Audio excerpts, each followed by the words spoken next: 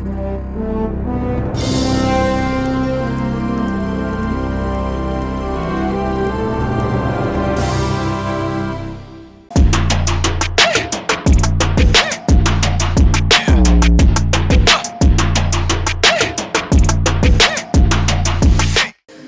Лука, благодарам што ми ја прифати поканата да бидеш гостин мој денес во Hype Македонија. Кажи ми прво како си? Здраво, Теодора, ти благодарам на поканата, се чувствувам одлично денеска, ти? Фала ти, јас сум добро. Најпрво би сакала да те прашам, мислам дека немаш многу гостувано по интервјуа, па да се опишеш, како би се опишал Лука сам себе си? Па имам гостувано и ово ми е втор пат во Hype TV, но да ти кажам, јас сум амбициозен, јас сум искрен, јас сум вреден и пред се добар човек. Добро. Дали Лука Чомбе приватно се разликува од оној Лука што е на микрофон, да кажем? Па се трудам да ја прикажам правата слика за мене, но секогаш не може тоа да е исто. Артист, персоната и правата персона на човекот не може никогаш да е иста, но се трудам да сум барем сличен. Мене ме интересира од каде прекарот Чомбе. Да ни ја раскажеш приказната позити тој прекар твој. Чомбе потекнува од татко ми, односно од еден афрички премиер кој татко ми почнале да го вика така од мал, бидејќи е црномањаст исто како мене. Сега од многу мал почнале да го викаат, тоа е уствари Моиз Капенда Чомбе и потекнува од Конго и е многу црн пред се човек и затоа татко ми почнале да го вика така. Да, заради тема, така. Ти си го наследил од него, мислам, прекарот. Да, јас и моите два браќа го наследивме прекарот. Кажи ми како започна твојата приказна со музиката, дали беше планирано или пак случајно се поклопија коцките и ти почна да се занимаваш со музика? Па некако случајно се поклопија коцките, иако од секогаш сум го сакал ова, па веќе еве 5-6 година работам редовно. И да, некако почна се во 2020 година, тогаш ја избацив првата песна, Трап Бебе, која да, почнав сам и потоа да, следи ерата со кој сум сега. Колку е тешко да се пробиеш на македонската трап и рап сцена, еве? Па, што знам, може да се каже дека е тешко, зашто секоја добра работа не може да е лесна, така? И може да се каже дека е тешко, затоа што, да, има доста артисти што пробуваат, посебно последно време, и баш ми е мило што се вклучи сцената и баш сме заангажирани последниот период. Така, дали сметаш дека македонската рап сцена е, како што кажа, по-заангажирана во последно време? Да, посебно да, последните година, 2-3, баш ми е мило што сите се заангажираа да почнат, да се вратат некои. И да, добро, во добар смер се и баш сум горд на целата сцена и баш ни оди добро. Се надевам и подобро може да ни оди. А што според тебе и недостасува на македонската рап сцена? Добро прашање. Мислам дека на новата сцена ни недостасува нешто по-оригинално, нешто по-автентично, нешто по-свое и нешто по-ново, кое би можело да донесе нова публика и се надевам и да се прошириме вон Македонија. Велиш нешто по-свое, дали сметаш дека артистите меѓу себе се копираат, да кажем? Па,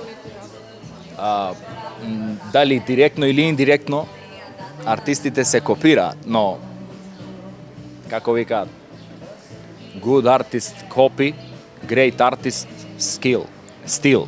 Така да, мислам дека, да, добро е да се инспирираш, но не и да крадеш, како што викаат, али да, на индиректен начин мислам дека сите гледаме од еден до друг, што и не е толку лоша работа, добро е да се инспирираме, но да, има секогаш примери за крадење.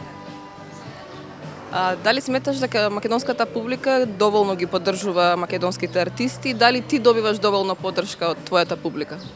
Па, добивам поддршка и целата сцена добива поддршка последно време, но ете, пред овој период доста слабо беше, морам да ти признам, и мислам дека повеќе се ослонуваат на другите сцени, да не именувам, но да, македонската сцена и сега работи подобро, така да имаме шанса и да ги привлечеме и нашите фанови, да. Но сметам дека може подобра да биде поддршката. Со кого од македонската сцена би сакал да снимиш дует, а се уште не се случила, со кого од Балканот? Од македонската сцена, па што знам. Еве имам песна со Инсерта, со Таско, со Ајман имам песна. Би сакал со Два Бона, Слаткар и Тони Зен. Со кого од Балканот? Од Балканот, што знам, можеби со Биба е добар, последно време е Биба добар, али еве, по-реална опција, можеби па Биба ете работи со баш со повисоко рангирани момци кои прават милионски бројки, сепак не сум дојден до таму, но се е можно да не се лимитираме, но знаеш, добро е да почнеш од негде за да стигнеш до тој левел. Но што знам, добро би било да се споиме со некои српски артисти или пример Бугарија во која не слушаат доста ја слушаат македонската музика и мислам дека добро би вклопиле, што знам. Би можело да се случи нешто така. Ги спомна и ти Тони Зен, Слаткар, Таско, а и моето прашање беше тоа, од кого најмногу си научил од нив? Па секако Таско е тука како одличен пример и одличен човек кој многу ми помогна што те направивме две песни, една на неговиот албум, една на мојот сингл. И да, од него исто може многу да се научи како да се работи, како да си пред се човек. И да, исто се знам лично и со Тони и Слаткар кои се многу добри луѓе пред се и супер артисти каде што да, со толку години на сцена сигурно можеш да научиш нешто. А и да, од што сме правеле муабет, да, има што да се научи дефинитивно од нив. Песната Марија е баш дует со Таско. Како беше задоволен од соработката со Таско и од фидбекот од публиката што го доби? Па да, фидбекот од публиката беше супер, добро пројде. И тоа е нешто ново, пример, доста автентично влезе проектот, каде што јас немам таква песна, толку љубовна можам да кажам. И баш нешто ново, нешто свежо дојде тогаш, тоа искочи лани во јули. И да, супер пројде, се пее на настапи, добар рефрен, добра песна, ми се допаѓа и мене.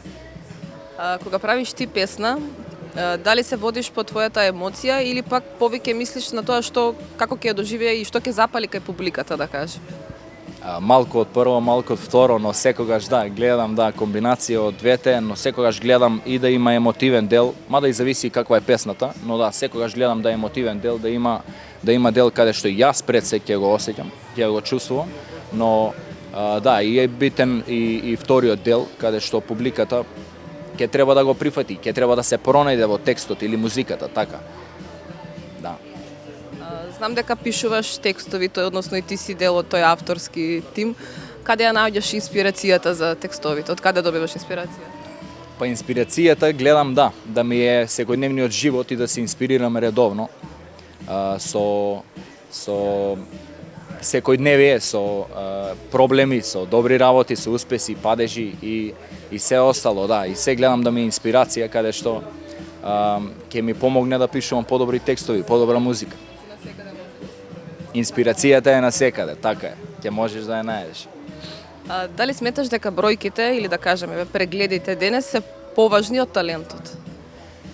Па не, бројките мислам дека не се поважни од талентот, иако да, полесно се гледаат бројките него талентот, затоа што е визуелно, да, први не бројките, фала Богу, да, затоа и можеби денеска некои артисти се побитни поради тоа што имаат повеќе бројки, а немаат талент, но да, мислам дека талентот е секогаш побитен и пресуден и правите луѓе ќе препознаат што е побитно, а што не е. Така. Дали имаш хейтери, како реагираш на негативни коментари? Па, мора да имаш хейтери ако правиш нешто добро. Јас верувам во тоа и да, гледам да не се толку ослонувам на тие коментари да не ме пипаат толку, затоа што на крајниот ден не е тоа битно, битно е ти што чувствуваш и како се гледаш себе, затоа што ако се себе гледаш добро, тие ќе те гледаат добро. Тоа е факт. Пред еден месец излезе и твојата најнова песна Топурија. Како си задоволен од таа песна и од соработката со Инсерта? Да, Инсерта е гостин на таа песна, супер проиде и да, добро иде Топурија, еден наш стил песна, каде што можеме да ги представиме нашите квалитети, така да имате што да чуете. Пред интервјуто ми спомена дека подготвуваш и нешто ново, па дали би сакала ексклузивно да откриеш што спремаш? Па да, имаме неколку нови песни кои работиме секој дневно со Ивајо и Давид. И да, работиме и имаме неколку песни и тоа се малку воумиме кој да оди, но имаме неколку летни убави песни кои да треба да искочат во брзо време. Благодарам, Лука, многу за одвоеното време. Ти благодарам, Теодора, и на тебе.